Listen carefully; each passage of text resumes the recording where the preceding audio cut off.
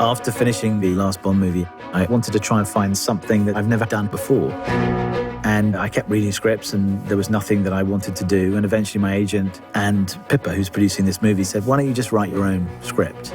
And I made a lot of fuss about, I don't write, They said, just try. My grandfather used to tell us stories of the First World War. And when I sat down to think about it, I thought, that's the story I want to tell. So then I brought on Christy Wilson-Cairns, who, unlike me, is used to writing page one, scene one, and not freezing. There's no ego with Sam. He knows what he wants, but he lets you change his mind. He's a complete genius collaborator. This film was very much Sam's passion project. It's the thing that he had in his mind for a number of years, and Christy Wilson-Cairns was able to get that out of his head and onto the page. This movie is based on a fragment of story my grandfather told me when I was sitting at his feet. He fought in the First World War. His name was Alfred Hubert Mendez, and he went to war in 1917. He was a messenger on the front lines, and he was given the job of carrying the message from post to post along the front line because he was 5'4", and the mist on no man's land hung at 5.5 feet, so he couldn't be seen above the mist when he ran. And I started with this fragment, really. Stay low. Cut. Very good. Cut there.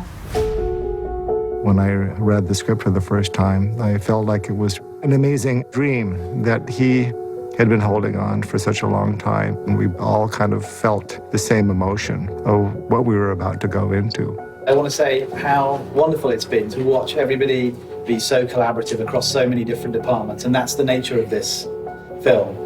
And it's very moving for me personally to watch it happen. This was a totally different project. And everybody on the crew that I ever talked to said they never expected to work on anything like this. Wait just before it's dying, and you'll know because of the position in the sky. I thought, how is he going to render one shot and tell a compelling story in real time? The whole point is as you're standing, they'll get up and then you'll go. And then seeing Sam work with it and seeing it become one shot Slow down, slow down. made me think he should donate his brain to science. He's very smart. I think they should study him. And go! It's filled with all the insight and heart and emotion because for him this has been such a profoundly personal story. You go a little faster, Charlie go a little slower. That way when we come out, we're looking straight down. He's just a genius. He really, really, really is. And he's brilliant at what he does. And I am honestly thankful that I'm part of a film. That means so much to him. It was brilliant to work with him. He's always been passionate on every film I've been on with him. I mean, that's why I love working with him. He always kept inspiring us, and the key was his inspiration. And just the willingness to do something like this. So it's at that point you need to be sort of drifting in. Gotcha. It'll take a couple of seconds before you do, but if you start there, there's a natural gap in the frame between those two trees.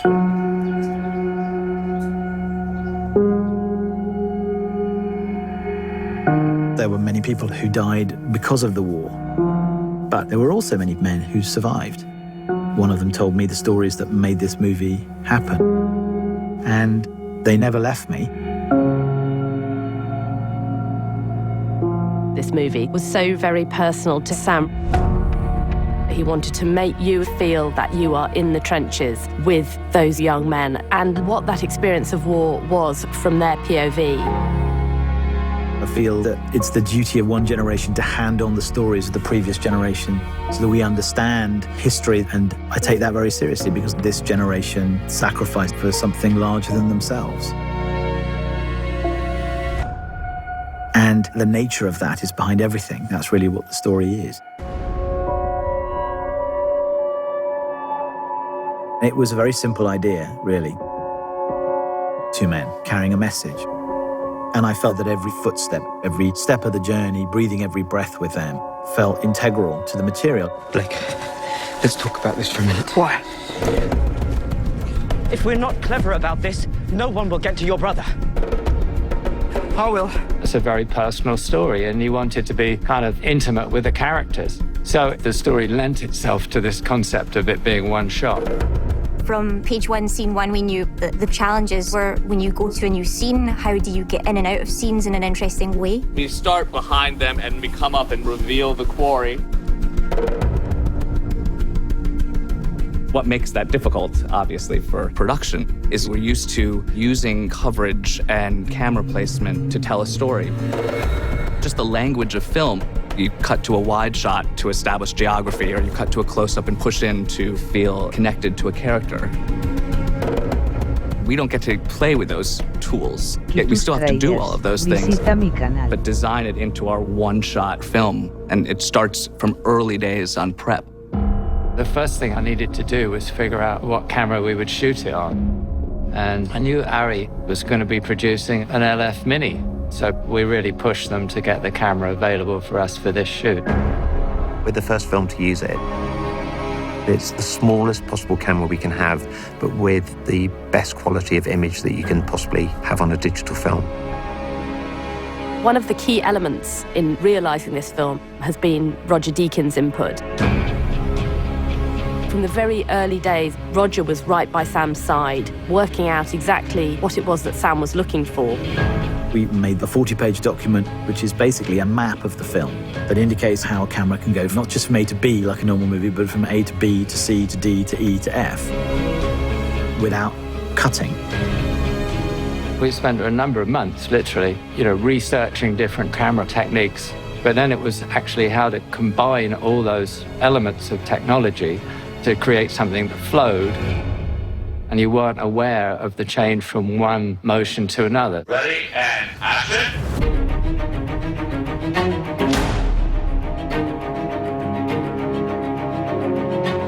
The camera work just blew my mind, things I didn't even realise were possible. At times in the film, the camera's on a Technocrane arm that's pushing in or jibbing down. And then at other times it's on a Steadicam, it's on the Trinity. There, that's the front line. Or it's on a handheld gimbal called a stabilizer,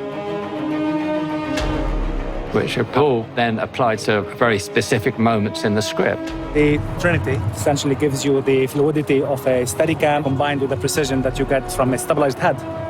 And because I control it on remote wheels, it was a matter of figuring out how that operator's movement would actually move with the actors to get me where I wanted it to be in the framing.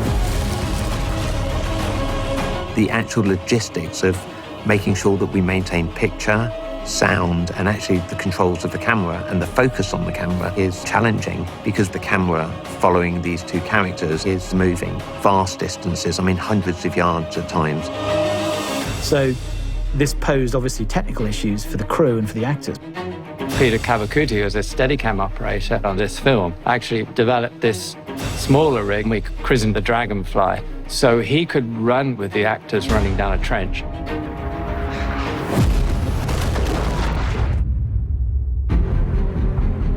Three, two, one, action. They had this wire camera, a bit like they have at football stadiums, where they basically plot coordinates for points for the camera to go to. There's scenes where it's going in the sky and the camera's attached to this wire, and then suddenly it goes low to the floor, following me and George in no man's land. It was groundbreaking technology, really. Things that haven't been done before. I'm replicating the arm on the camera vehicle. The trench run was just a really big couple of days. Action! Watched of everyone going over the top. It was very moving to see 450 men sort of run away from you. Let's just reset, please, guys. And then also in the kind of collaborative sense of the crew, to get those shots, it was just so exciting. To go from crane to hand it off onto another crane, then onto a tracking vehicle and then be moving. The scale of the shot sometimes overshadowed how much technical brilliance and sort of collaboration there was just to get the camera on the move.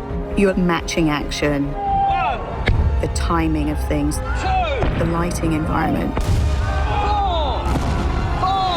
while you're shooting the movie. We've had to literally time out every single sequence in the film to determine how long these sets are going to be, how long the sets of trenches are, which you would never normally do that on a film because you'll be cutting. No set, nothing was even begun until we knew those basic things. You have all these amazing people who are at the top of their game, and everybody's having to pull on every resource that they know, have previously experienced, or haven't experienced, and figure out how to do this and to make it work.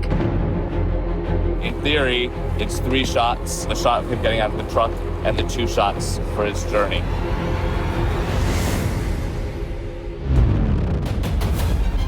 There was this pioneering mentality of like, right, well, this scene is roughly going to be about 6 minutes and we can't stop, so how can we do it? So we used ticker tape markers to sort of map out what we'd do. The land cannot be longer than the scene, and the scene cannot be longer than the land, and so you have to rehearse every step of the journey, every line of dialogue on location.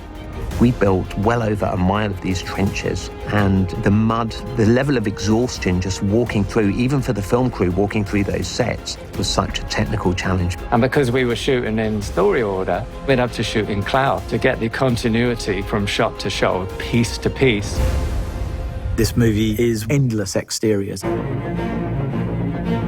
No location ever repeats, so you're constantly moving through landscapes, and that means that we have to contend with weather, and the weather has to match. So this is our first day, and the sun's been out too much, which actually for us isn't so good, because we need like pretty specific lighting conditions, ideally grey weather. So we've just been rehearsing all day. Rehearsing?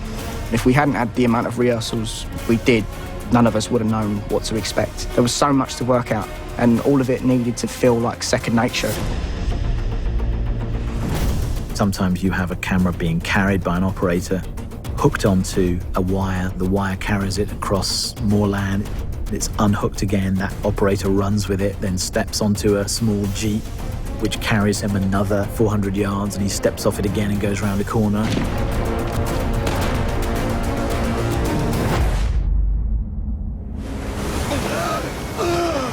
We had this river sequence, which is one of our trickier sequences to shoot.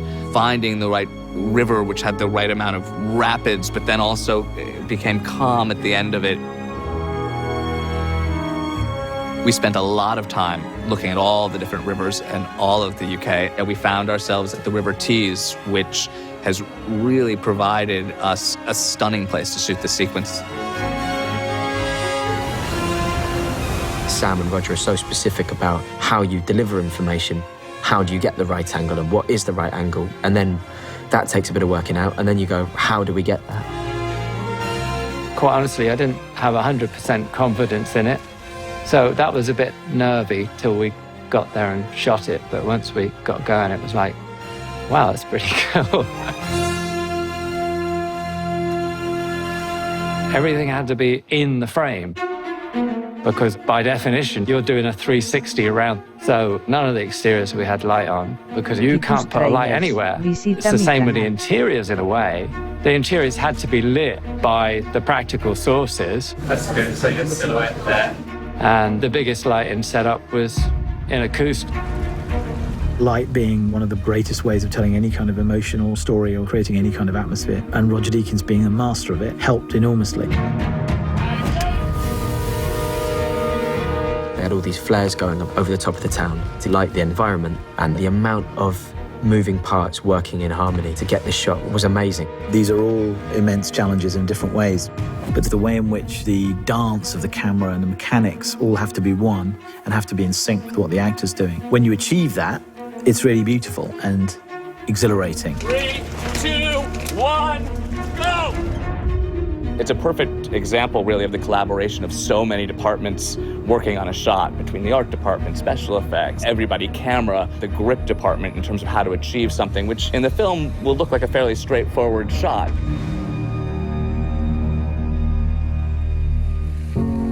There is only one way this war ends. Last man standing. I hope you get there. Thank you. I don't think there's been a film that will have had quite this level of detail in terms of the one-shot nature of it. And I think that's really what sets it apart from anything else we've seen on screen to date. Until shots are joined together as though it's one, you don't really realize how immersive it is and how that technique kind of draws you into it. You're not really aware that it's one shot. And that was what was surprising to me. It's like a piece of theatre every take. Once it starts, it can't stop. You keep hold of me! If something goes wrong, you just have to keep going. We need to keep moving! And there were so many scenes that I just completely got lost in. Sometimes a scene was 6 minutes long, and when they'd call cut, I would completely forget who I was, and I was Blake. You just hope that when you start a movie, you're going to make something that is special to people and people feel personally about. So it's been a voyage of discovery for everybody, both ridiculously prepped and detailed, and at the same time, completely unknown. When you're making a movie, you learn very quickly as a director that you make the movie kind of 4 times. You make it when you write it, you make it when you shoot it, you make it when you edit it, and you make it when you score it.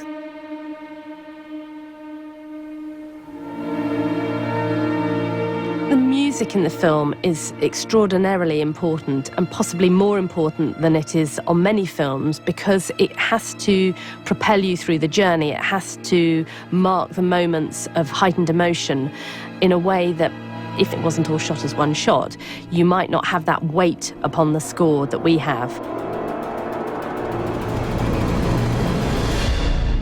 On a normal movie, I don't have to answer the question, well, what's the rhythm of this scene? On this movie, the rhythm has to be determined on the day. And when you put that kind of thing in the hands of someone as skilled as Tommy Newman, it's very moving. So this is a great movie, and there's a lot of music. Working for Sam has been great over the last 20 years. He has great leadership, he has great ideas, but working on this was different than any other project I'd worked on. Okay, so we like that. We've been able to involve Tom earlier in the process than we normally would.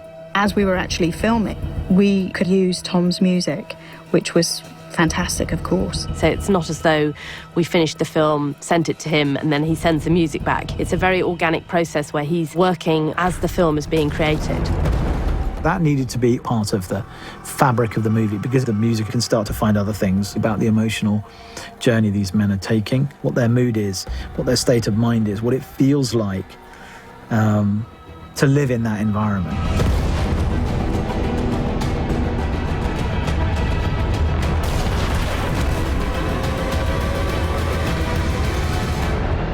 Much of it is electronic and process and all that. We used an instrument called the EWI, an electronic wind instrument where you can use breath and volume pedals that push noise forward that creates all kinds of weird kind of psychological sounds because the idea is to not make it feel as if someone's going boom.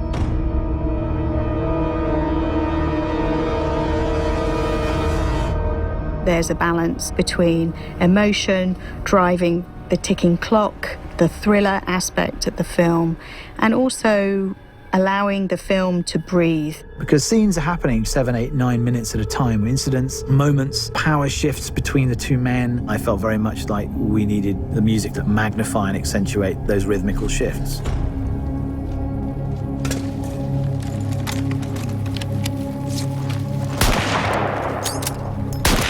There are moments where I think music is allowed to be emotive.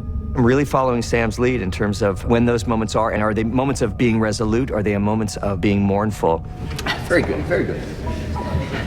Now make music, okay? Come on. It continues to be just a great thing to get into a room with a lot of my longtime collaborators and just to put ideas in front of them and to watch them have ideas and to generously offer them up is always a great thing.